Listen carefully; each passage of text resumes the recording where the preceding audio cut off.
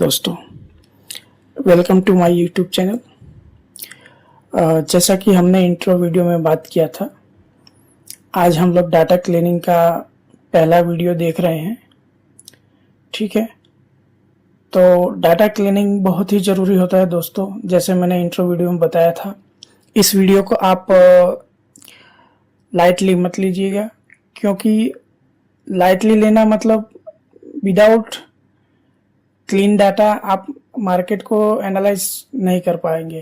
और जो लोग सिर्फ चार्ट के ऊपर से ट्रेड करते हैं, अगर आप लंबे समय से मार्केट में बने हुए हैं तो आप इस बात को अच्छी तरह समझते हैं कि सिर्फ चार्ट की मदद से ट्रेड लेना मतलब समझ लो पैसा गंवाने के बराबर ही होता है।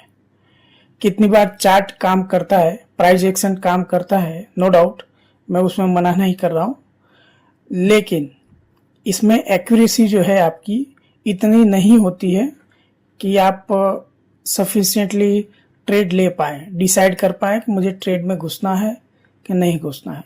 इसके लिए दोस्तों डाटा की ज़रूरत पड़ती है, और वो भी कोई भी डाटा नहीं चलेगा, क्लीन डाटा होना चाहिए। अगर क्लीन डाटा नहीं है तो आप एनालिसिस सही ढंग से नहीं कर पाएंगे और डिसीजन में भी गलतियां होंगी। तो दोस्तों, हम लोग बेसिक से शुरू करेंगे। और दोस्तों, आपको एक बात मैं क्लियर कर दूं, यहाँ पे मैं आपको कोई भी सॉफ्टवेयर या एप्लीकेशन नहीं सिखा रहा हूँ। जस्ट उनकी एप्लीकेशन से हम लोग सिर्फ डाटा क्लीनिंग सीखेंगे। बाकी अगर आपको एप्लीकेशन सीखना है तो अदर वीडियोज यूट्यूब पे बहुत सारे अवेलेबल हैं जिनसे आप सीख सकते हैं। चलिए शुरू करते हैं डाटा क्लीनिंग। सबसे पहले हम लोग एनएससी की वेबसाइट से भाव कॉपी डाउनलोड करेंगे। मैंने आप लोगों के लिए डाटा डाउनलोड करके रखा है और उसी का क्लीनिंग करेंगे हम लोग। शुरू करते हैं। चलिए, एनएससी का डाटा जो है CSV फॉर्म में होता है, जो एक्सेल से आराम से खुल जाता है। एक्सेल से खोलने के बाद पहले उसमें हम लोग फिल्टर लगाएंगे।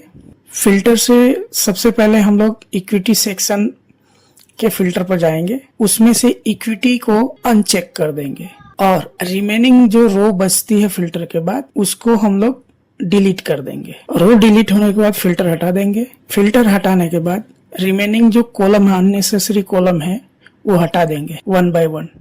देखिए, डाटा क्लीनिंग हो गया है, इसमें अननेसेसरी कॉलम्स हट गए हैं। अब सिर्फ हमें जो रिक्वायरमेंट है ओपन, हाई, लो, क्लोज वॉल्यूम की, वही कॉलम्स हैं। रिमेनिंग डिलीट कर दिया है और अननेसेसरी जो इक्विटी नहीं है वो भी सारे स्टॉक्स निकल गए इसके अंदर से। अब इसके अंदर हम लोग डेली चेंजेस और डेली परसेंटेज कैलकुलेट कर लेंगे। इससे हमें ये अंदाजा आता है कि कौन से स्टॉक जो है आज मूव किए हैं। और इसी तरह से अगर हम डेली डाटा जो होता है उसका क्लीनिंग करके हम स्टोर करेंगे तो हमें जब भी जरूरत रहता है वो डाटा हम लोग फिल्टर कर सकते हैं।